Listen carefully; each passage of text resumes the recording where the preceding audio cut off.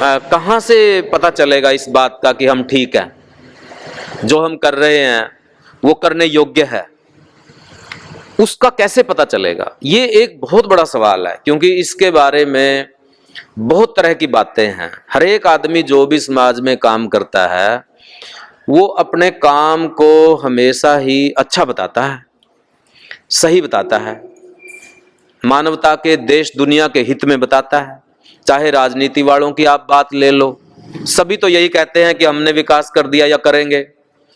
चाहे आप धार्मिक नेताओं की, गुरुओं की बात ले लो, सभी तो यही कहते हैं कि हम ही तुम्हें मोक्ष दिलवा देंगे।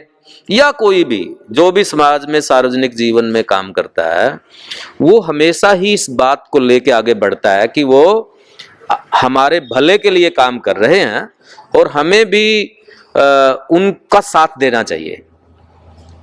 लेकिन क्या हमारा भला है किस बात में, वो हमारी ही जिम्मेदारी बन जाती है उसको देखने के लिए। और जब हम इस चीज को देखना शुरू करते हैं तो फिर हमें ये लोग याद आते हैं। इसलिए ये एक अच्छी बात हुई यहाँ पे आप बरसत गांव में कि एक व्यक्ति पे हम बात नहीं कर रहे। यदि आप देखेंगे कि इनका आपस में क्या कनेक्शन है, तीन बंदियां का। सावित्रीबाई फुले महाराष्ट्र में पैदा हुई, ज्योतिबा फुले के साथ काम किया, भारत की पहली शिक्षिका हैं। मैं तो उनको भारत माता ही कहता हूं कि वो तो मदर इंडिया है, जिसकी वजह से भारत का 80% जो समाज है उसको ज्ञान का रास्ता मिला। नहीं तो कोई स्कूल में एंट्री भी नहीं करने देता था, पढ़ाई पे भी बैन लगा हुआ था, कोई चोरी छुप के भी कर ले जाए उसके भी अंगूठे काट लेते थे, वगैरह वगैरह। बहुत सारी बातें आप सब लोग जानते हैं कि वो दरवाजा खोल दिया।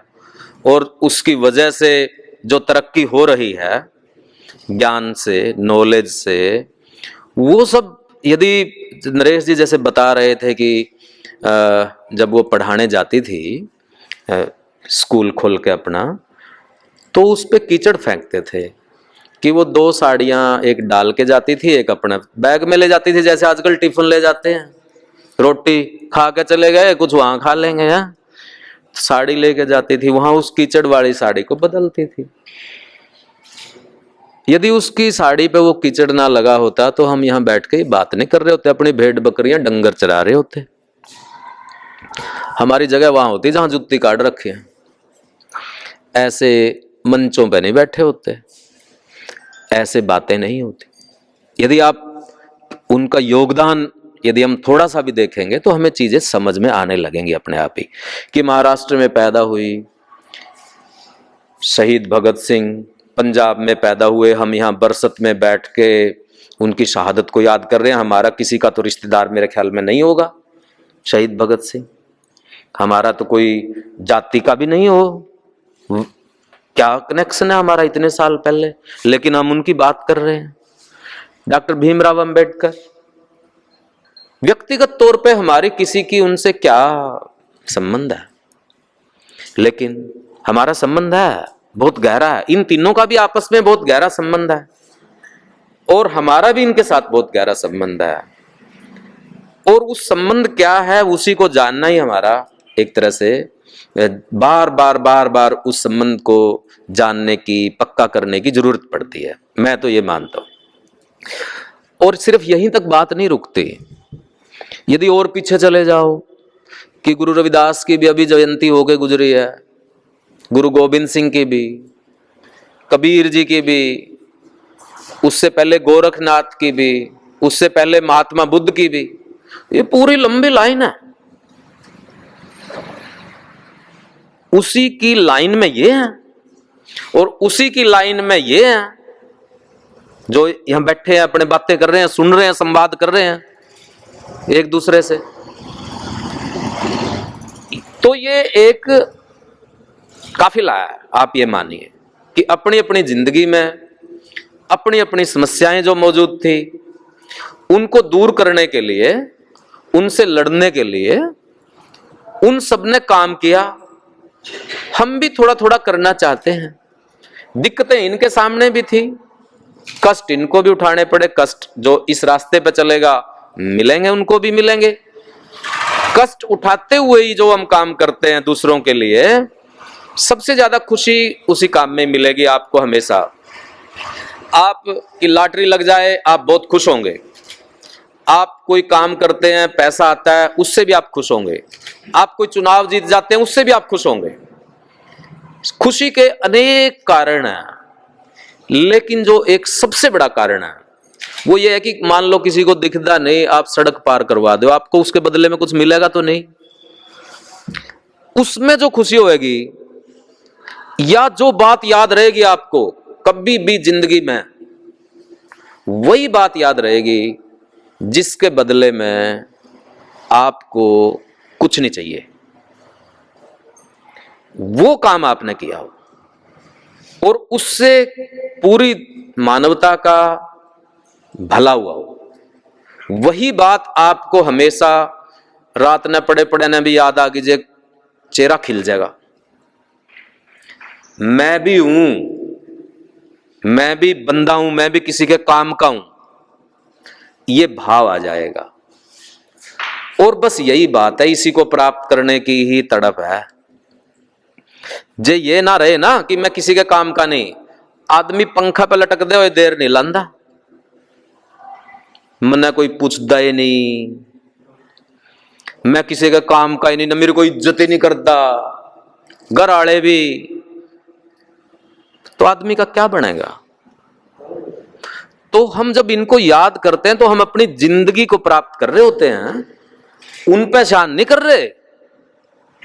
ये भी हम जो है भगत सिंह को याद करके, सावित्रीबाई फुले को या डॉक्टर भीमराव अंबेडकर को याद करके, वो तो महान है ही, वो दोबारा भी नहीं पैदा होने के।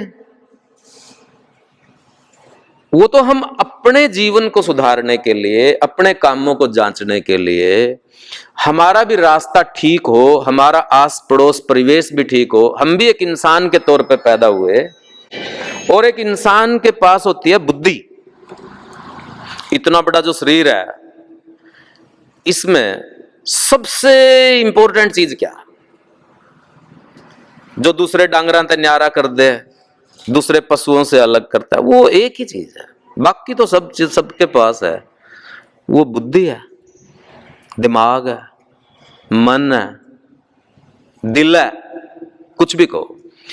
उसी की दो अमांजी करना, उसी को ही स्वस्थ बनाना, उसी को ही खुराक देना सबसे जरूरी का। और वो इस चीज का ना कोई बाजार में से तो पैकेट नहीं मिलता भाई, विटामिन का कोई प्रोटीन नहीं मिलते, जिम में जानता नहीं कुछ होता। इसके लिए तो खुद ही करना पड़ता है, क्योंकि ये ना बाहर से इंजेक्शन नहीं लगते इसके बुद्धि के, नहीं तो अपने तक तो आनी नहीं थी। ये मैं पक्का बताऊंगा आपको, सारी ब्लैक हो जानी थी। हमारे ये जो तीनों बंदे हैं, सावित्रीबाई फुले जहां ये पैदा हुई या डॉक्टर भीमराव अंबेडकर जहां पैदा हुए, वहां इतने बड़े बड़े पैदा हो सके हैं, ये तो कोई मानने तैयार नहीं था आज तक। तो इब भी नहीं मानते कि इस मोहल्ला में भी कोई प्रतिभाशाली लड़की पैदा हो सकती है, गांव का नाम रोशन कर सके। अब भी नहीं मानते इस बात को, तो टैलेंट को तो अब भी। तो ये जो चीज बात मैं कहने की कोशिश कर रहा हूं कि जब हम इनको याद करते हैं तो हम जो है अपने रास्ते को, अपनी बात को, अपने काम को, उसकी दिशा ठीक करने के लिए करते हैं। फंक्शन कोई भी हो, बंदे कोई भी हो, काम यही है। और यदि कोई बात, कोई महापुरुष, कोई और हमें संकीर्ण बनाता है, व्यापक नहीं बनाता, आदमी नहीं बनाता, कुछ और बना दे, कभी कोई जात का बना दे, कोई धर्म का बना दे, कोई इलाके का बना दे, तो न्यू सोच लो कि हमारे उतना ही कट कर देता है वो आदमी बना, उतना ही हिस्सा। जितने परसेंट मैं जातिवादी हो जाऊंगा, उतने परसेंट मैं बंदा होने से कट गया। ये पैमाना इस बात का।